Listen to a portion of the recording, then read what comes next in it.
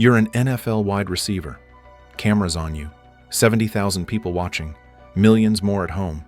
And in that moment of pressure, what are you doing? You're reading a book. That's what A.J. Brown did.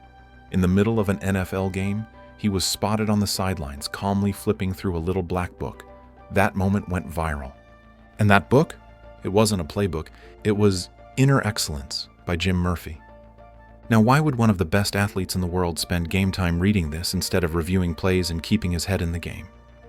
Because even though this book isn't about football, it can still make you better. It's about how to train your mind to master pressure, silence doubt, and create the kind of inner calm that guides extraordinary performance on the field, in the office, on stage, or even just in everyday life. And in this video, we're going to break it all down. Not just what inner excellence teaches, but how to actually live it. And trust me, the most surprising part comes toward the end, when Murphy explains what high performers really focus on instead of success itself. So, let's get into it.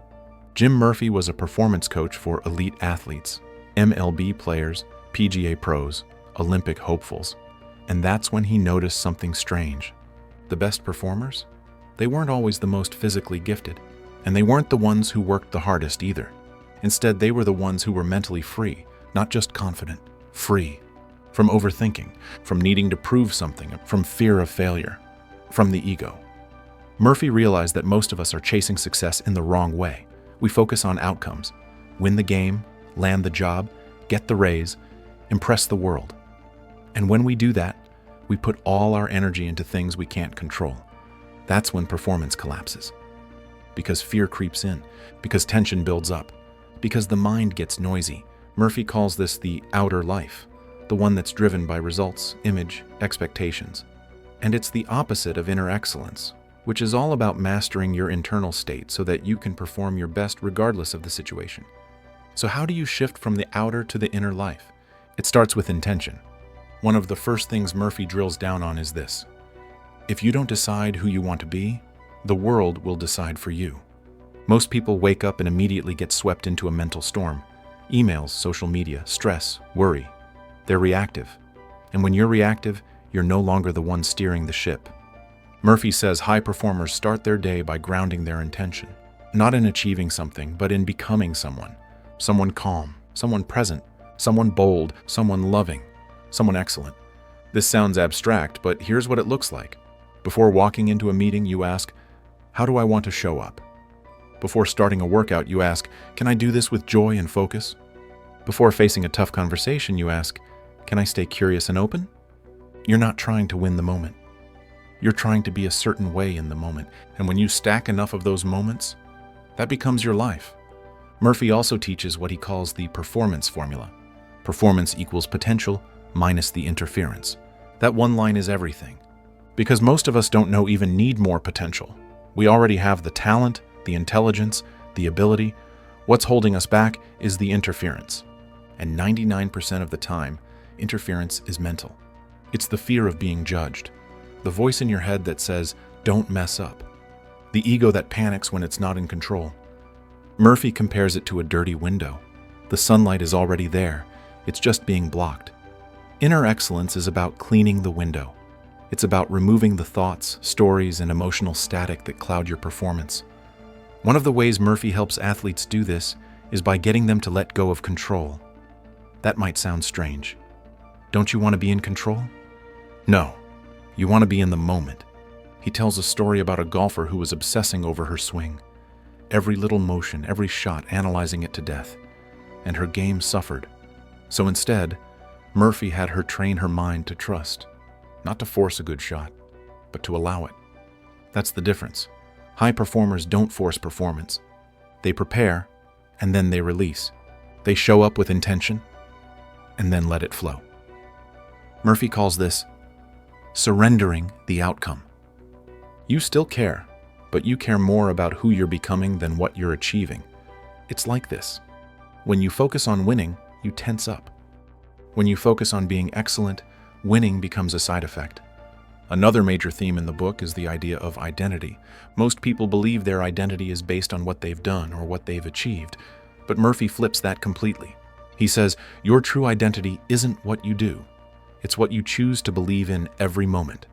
Are you believing that you're strong or that you're fragile? Are you believing that you're growing or that you're stuck? Are you believing that you're safe or that you're threatened? Murphy teaches that inner excellence comes from aligning with your true identity, a deep inner knowing that you're enough, that you're loved, that you're here for a purpose bigger than results. This is where things get spiritual in the book, not in a religious sense, but in terms of connectedness. Murphy wants you to root your performance in something deeper than praise or pressure. That's why some of his most powerful tools aren't tactical, they're spiritual habits, like gratitude, surrender, reflection, silence. He recommends taking time each day to go inward, even just 5 minutes.